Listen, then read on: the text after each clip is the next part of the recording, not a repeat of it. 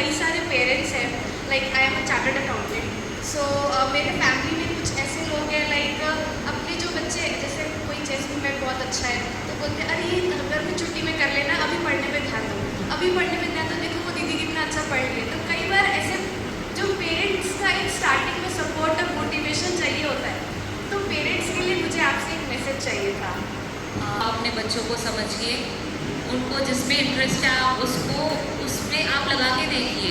अगर वो जिसमें इंटरेस्ट ले रहे हैं वो अगर उसमें आगे बढ़ेंगे तो आपको पॉजिटिव रिजल्ट ज़्यादा मिलेंगे। अगर आप उसके जस्ट अपोजिट करेंगे तो वो कहीं ना कहीं वो उस चीज़ से डिस्ट्रैक्ट हो जाएगा और उसका मन नहीं लगेगा वो करने में। तो कहीं ना कहीं पेरेंट्स को थोड़ा समझना चाहिए कि बच्चे को किस चीज़ में ज़्यादा इंटरेस्ट है और वो क्या करना चाहता है।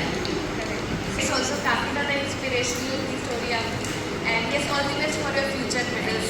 Thank you so much. मैं कुछ पंक्तियाँ मैम के लिए